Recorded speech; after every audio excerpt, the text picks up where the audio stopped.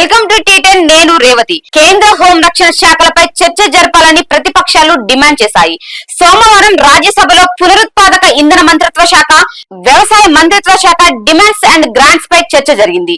ఈ సందర్భంగా కేంద్ర హోం రక్షణ మంత్రిత్వ శాఖలపై చర్చ జరపాలని ప్రతిపక్షాలు డిమాండ్ చేశాయి. ఈ రెండు శాఖలు చాలా ముఖ్యమైనవని, వాటిపై చర్చ అవసరమని డిమాండ్ చేశాయి. అయితే ఈ డిమాండ్ ను రాజ్యసభ చైర్మన్ తిరస్కరించారు. రాజ్యసభలో రైతులు పండించే పంటలకు ఎంఎస్పీ చట్టం చేయాలని, రుణమాఫీ చేయాలని ప్రతిపక్ష ఎంపీలు డిమాండ్ చేశారు. ఎరువులు, విత్తనాల సబ్సిడీని పెంచాలని, అలాగే నాణ్యమైన విత్తనాలు ఇవ్వాలని సూచించారు. రైతుల ఆత్మహత్యలను నియంత్రించాలని కోరారు.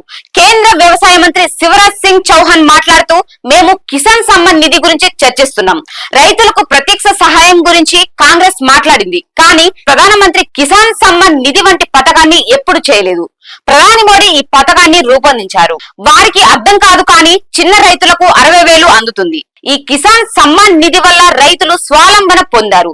రైతుల పట్ల కూడా గౌరవం పెరిగింది. ప్రతిపక్షాలు రైతుల గౌరవాన్ని చూడలేవు అని విమర్శించారు.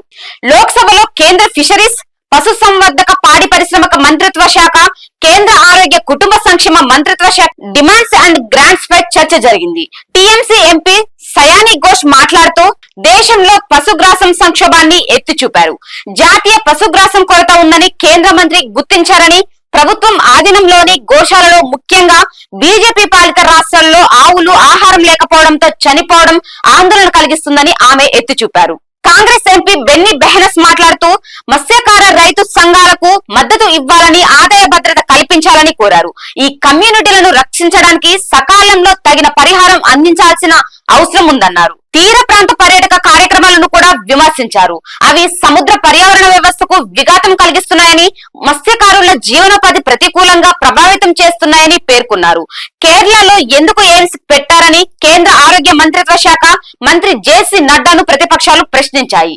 కాంగ్రెస్ ఎంపీ కేసీ వేణుగోపాల్ మాట్లాడుతూ, కేరళకు ఎయిమ్స్ సౌకర్యం కల్పిస్తామని కేంద్ర మంత్రి జేసీ నడ్డా గతంలోనే హామీ ఇచ్చారు. దేశవ్యాప్తంగా అనేక ఎయిమ్స్ మంజూరు చేసినప్పటికీ కేరళను పట్టించుకోలేదు. ప్రస్తుతం రాష్ట్రం తీవ్ర సంక్షోభంలో ఉంది.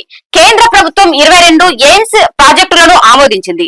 కేరళను ఎందుకు చేర్చలేదు అని ప్రశ్నించారు. 5 ఏళ్ల కిందట ఆర్టికల్ 370 రద్దును national conference MP Syed Ruhullah Mehdi తీవ్రంగా ఖండించారు. ఈ చర్యను నల్ల చట్టంగా అభివర్ణించారు. లోక్సభలో ఆయన మాట్లాడుతూ, దీనిని ద్రౌపది చారిత్రక వస్త్రాలను తొలగించడంతో పోల్చారు. జమ్మూ కాశ్మీర్ గౌరవం, స్వయం ప్రతిపత్తిని కోల్పోయినందుకు ప్రభుత్వం నవ్వుతోందని ఆరోపించారు. అయితే ఎంపీ సయ్యద్ రుహల్లా మొహదీ వ్యాఖ్యలపై కేంద్ర సహాయ మంత్రి నిత్యానంద్ రాయ్ స్పందించారు. ఆయన వ్యాఖ్యలు తొలగించాలని డిమాండ్ చేశారు. లోక్సభ ప్యానెల్ స్పీకర్ జగదాంబికా పాల్ వ్యాఖ్యలను అధికారిక రికార్డు నుంచి తొలగించామని సూచించారు. ఓబీసీ క్రిమి లేయర్ కు సంబంధించి లోక్సభలో తన వాయిదా తీర్మానం నోటీసును కాంగ్రెస్ ఎంపీ మాణికం ఠాగూర్ ఇచ్చారు.